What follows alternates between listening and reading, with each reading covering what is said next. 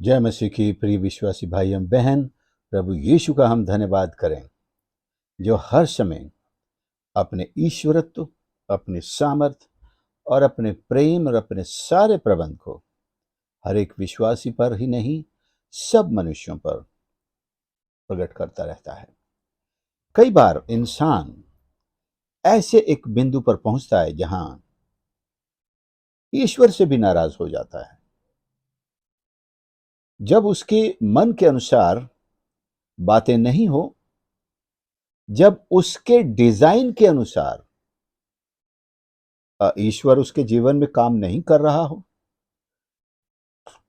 तो संदेह करने लगता है, सवाल पैदा होने लगते हैं।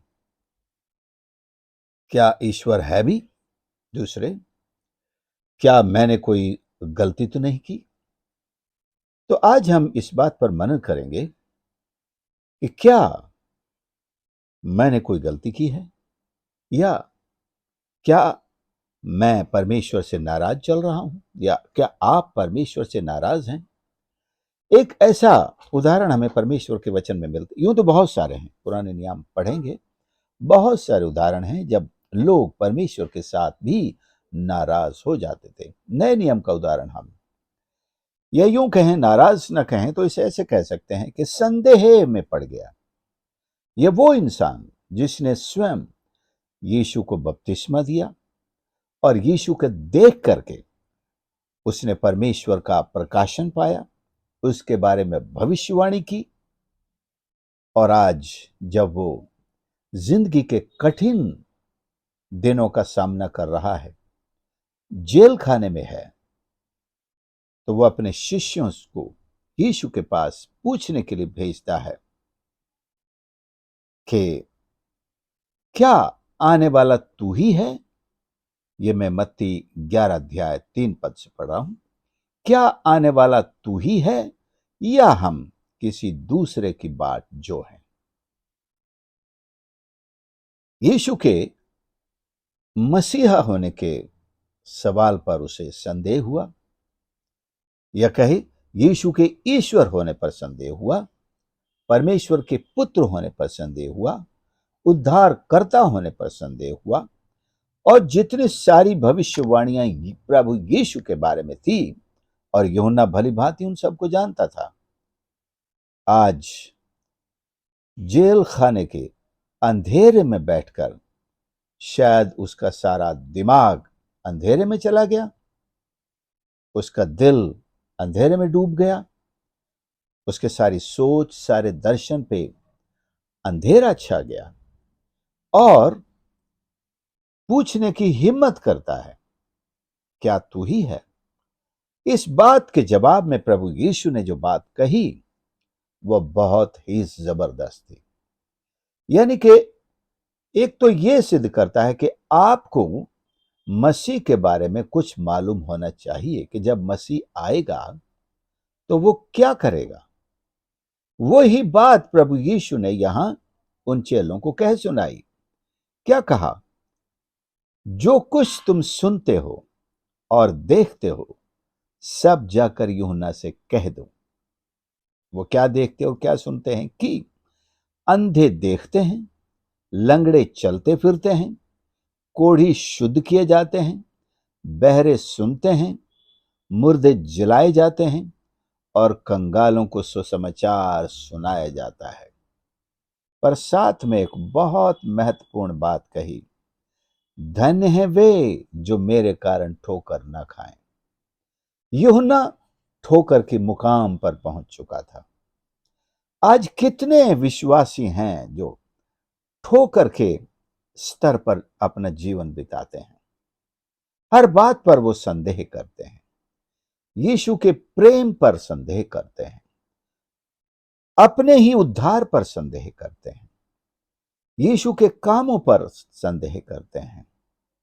बहुत सारे ईश्वरत्व की बातें हैं जिन पर वो संदेह करते, और ये विश्वासी कहलाते हैं। कलीसियाओं में लंबे समय से उनकी उपस्थिति है, बाइबल को पढ़ने वाले हैं, शायद प्रचार भी करते हैं। ये तो प्रचारक था स्वयं, और ऐसे शिकार हो गया संदेह का, और उस संदेह ने उसको डिसअपॉइंट कर दिया। He was disappointed with Jesus rather. यीशु जैसे कहे मुझे ये आशा नहीं थी तुमसे, तुमने ऐसा किया, या मुझे तुमसे बहुत उम्मीद थी। कई बार कोई पिता अपने बेटे से कहता है मुझे तुमसे बहुत उम्मीद थी, तुमने मुझे निराश किया। You are not up to the mark, you have not done up to the mark. So शायद यूहन्ना यीशु से यही कहना चाह रहा था, मुझे तुमसे ये उम्मीद न थी, मुझे तुमसे बहुत बड़ी उम्मीद थी, तुमने उस उम्मीद के अनुसार काम नहीं किया, मैं निराश हूं। और थोड़ा सा कहीं ना कहीं लगता भी है, तो चलो पूछ ही लेते हैं, क्या तू ही मसीहा है आने वाला? ये उनका पूछने का तरीका है, क्या आने वाला तू ही है या हम किसी दूसरे की बात जो है? यूहन्ना ही नहीं, यूहन्ना के हजारों लाखों करोड़ों चेले आज भी दूसरे की बात जो रहे हैं। जो परमेश्वर का भेजा हुआ था उसे उन्होंने ना पहचाना, और इस पद को बहुत सारे यहूदी जो यीशु पर विश्वास नहीं करते इसी तरह मान लेते हैं कि यूहन्ना ने यीशु को उद्धारकर्ता नहीं माना, मसीहा नहीं माना। हाँ, एक चमत्कारी पुरुष माना होगा, लेकिन नहीं माना, इसलिए वो भी यीशु को मसीहा नहीं मानते हैं। क्योंकि यूहन्ना को भी संदेह हुआ, शायद उसने ये कहकर अपनी गलती सुधारी कि पहले उसने कहा देखो परमेश्वर का मेमना जो सारे जगत के पापों को उठा ले जाता है, और आज फिर संदेह कर रहा है। वो कहते हैं शायद यूहन्ना ने भी अपनी गलती को सुधारा, उसका संदेह करना सही था। क्या सही था? आपसे जवाब मांगता है प्रभु, आपसे जवाब मांगता है। आपका व्यक्तिगत जवाब क्या है? अब तो आप यीशु के साथ रह चुके हैं, अब तो आपने उसकी सामर्थ को देखा है, अब तक आपने उसके हर एक काम को देखा, उस स्वयं बल्कि अनुभव किया। क्या कहेंगे? मैं तो यही कहूंगा कि आने वाला यीशु ही है, और हम किसी दूसरे की बात नहीं जो होते। और जैसा यीशु ने कहा, जो कुछ तुम सुनते हो, मैंने जो सुना है, सारी दुनिया से सुना है, बाइबल में पढ़ा है। और क्या कि अंधे देखते हैं, आज भी अंधे देखते हैं, आज भी लंगड़े चलते फिरते हैं, आज भी कोढ़ी शुद्ध किए जाते हैं, आज भी बहरे सुनते हैं, मुर्दे जलाए जाते हैं, और पापी उद्धार पाते हैं, और वो भी सब यीशु के नाम से। तो फिर किस बात का संदेह रह जाता है कि हम यीशु पर संदेह करें, क्या तू ही है? बहुत से लोगों को उनके ही अपनी कमजोरियों के कारण, पापों के कारण, अपराधों के कारण, विश्वास की घटी के कारण, या संदेह से भरे विश्वास के कारण उनकी सारी उन उम्मीदों को पंख नहीं लग पाते हैं, या उन्हें आशीषें नहीं मिल पाती हैं। तो वो भी यही निष्कर्ष निकालते हैं कि ये यीशु यीशु जिसे कहते हैं, क्या सच में ईश्वर है भी कि नहीं? अपने आप से पूछते हैं, क्या मैंने यीशु पर विश्वास करते कोई गलती तो नहीं की है? इसका जवाब हम सबके पास होना जरूरी है। क्या हमारी प्रार्थनाओं के जो उत्तर मिले हैं वो ये तय करेंगे कि यीशु ईश्वर है कि नहीं, यीशु मसीहा है कि नहीं? कौन तय करेगा? मेरी आशीषें, मेरी प्रार्थनाओं के उत्तर?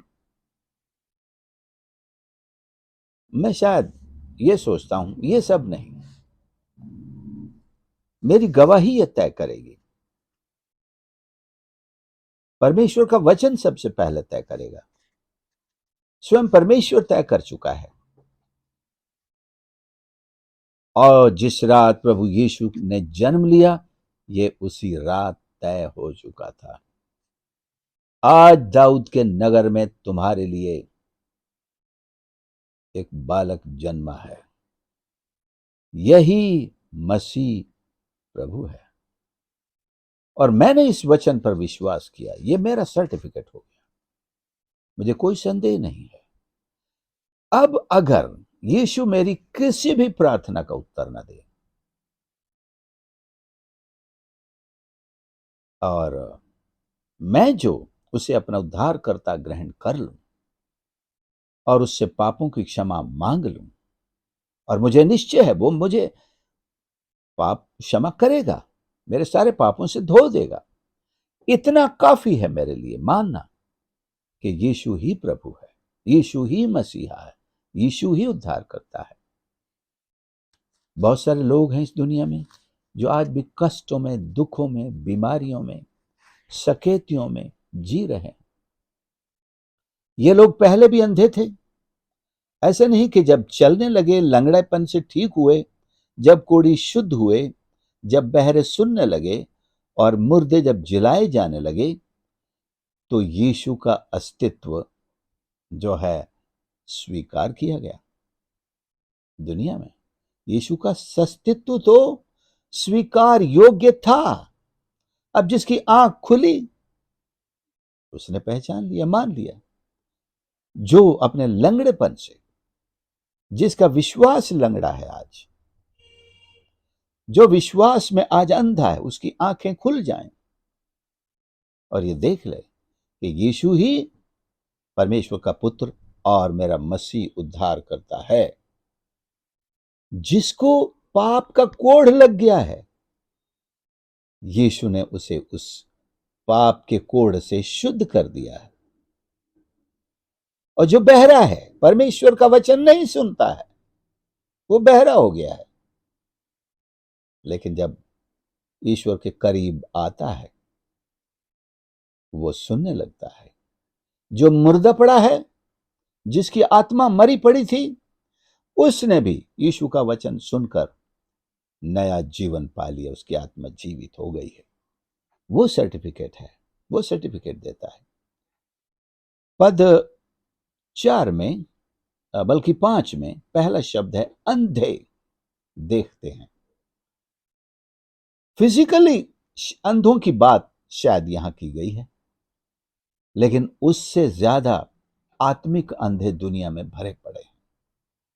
हम सब के सब अंधे थे। जो भी सत्य को नहीं जानता वो अंधा है। और हमने जब सत्य को जाना, मार्ग, सत्य और जीवन, जब हमने इस सत्य को जाना, हमारा अंधापन दूर हो गया। पौलुस अपने आप को अंधा नहीं समझता था। वो व्यवस्था जानते हुए सोचता था कि वो सब कुछ जानता है, देखता है, लेकिन हकीकत में वो अंधा था। और जब उसकी आंख से वो छिल के गिरे, यानी कि जब वो, उससे पहले जब यीशु की रोशनी से अंधा हुआ, तब उसकी आंख खुल गई थी। उन छिलकों के साथ भी वो सच्चाई को देख रहा था। पूछता है, प्रभु तू कौन है? उसने कहा, मैं यीशु हूं। और ये पौलुस की प्रार्थना नहीं थी कि मुझे कोई चंगा करने वाला लेके आओ, मेरी आंख मुझे दिखाई नहीं देता है। पौलुस तो ऐसे ही चलने को तैयार, समझो, जीवन भर। ये तो प्रभु की योजना थी, जा उसके लिए दुआ कर। हनन्याह ने दुआ की और उसकी आंख से छिलके से गिरे, वो देखने लगा। ये तो एक ब्लेसिंग थी उसके लिए, परमेश्वर की तय की हुई। लेकिन आत्मिक अंधापन आज करोड़ों लोगों की आंखों में पड़ा हुआ है। वो छिलके हमको प्रार्थना से निकालने हैं। अगर हमारी आंख में भी कोई छिलका रह गया है तो हमें उसे निकालना होगा। और दूसरा, लंगड़े, विश्वासी तो हैं लेकिन लंगड़े हैं। अल्प विश्वास है, छोटा विश्वास है, और ये कभी भी गायब हो जाता है। जब खूब आशीषें इधर से उधर से आने लगती हैं तो हम बड़े विश्वासी दिखते हैं।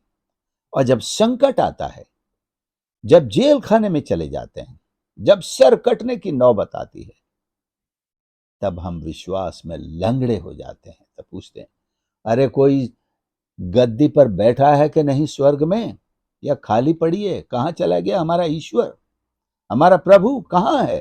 प्रभु तू कहां है?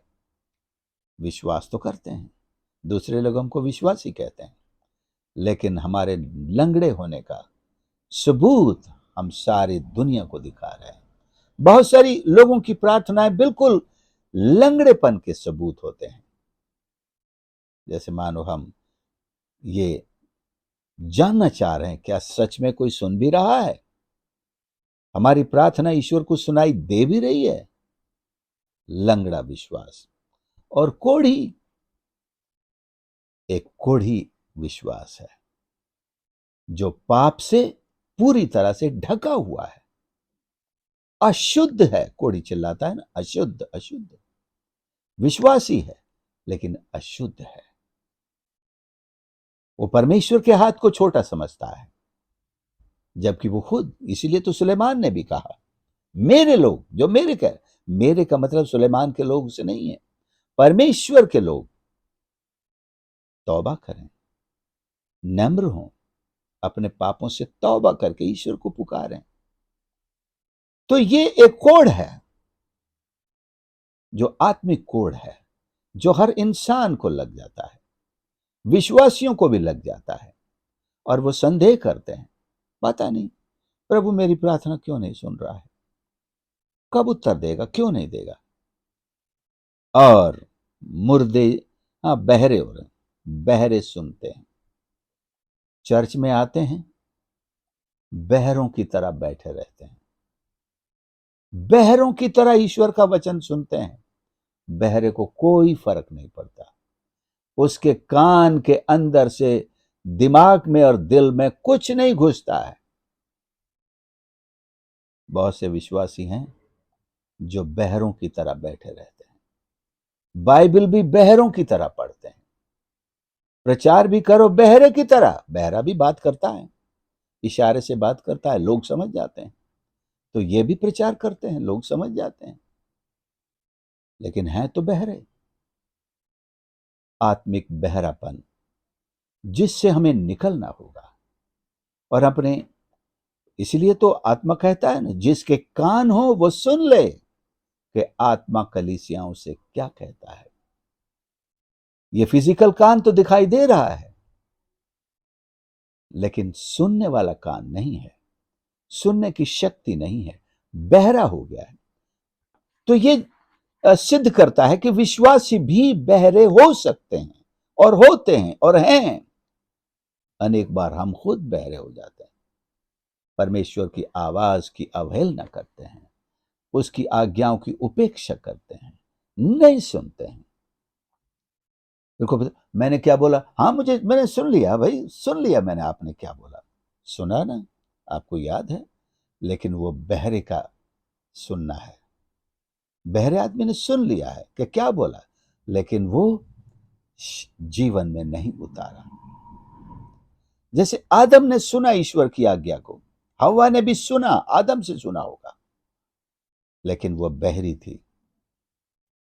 उसको पद तो याद था कि परमेश्वर ने कहा इस पेड़ के फल को नहीं खाना और साथ में न छूना, याद है।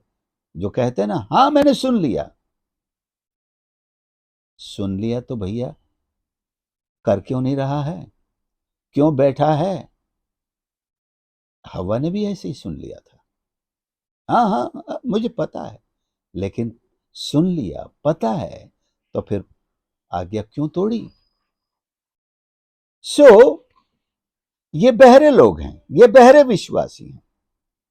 अब आप उन्हें विश्वासी कहेंगे, चलो विश्वासी कह लेते हैं। एक और चीज है, मुर्दे जिलाए जाते हैं।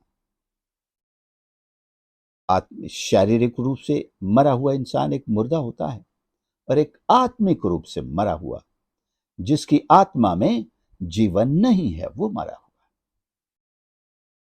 संकेत तो हम यही दे रहे हैं, यूहन्ना जी, नबी साहब संकेत यही दे रहे हैं कि आत्मिक रूप से वो सो गया है, अब उसे जागृति की जरूरत है, रिवाइवल की जरूरत है।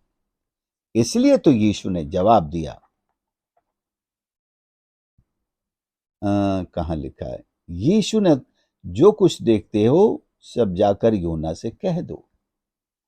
ये इतना हिस्सा, वह सब जाकर यूहन्ना से कह दो। जब ये कहा जाएगा तो यूहन्ना अपने आत्मिक मुर्दापन से जीवित होगा।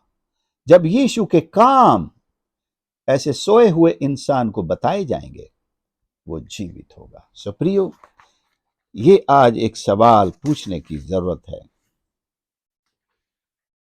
अपने आप से भी, कि क्या इन निराशाओं में मैं भी कभी परमेश्वर के अस्तित्व, उसकी सामर्थ, उसके प्रेम पर सवाल तो नहीं करता हूं?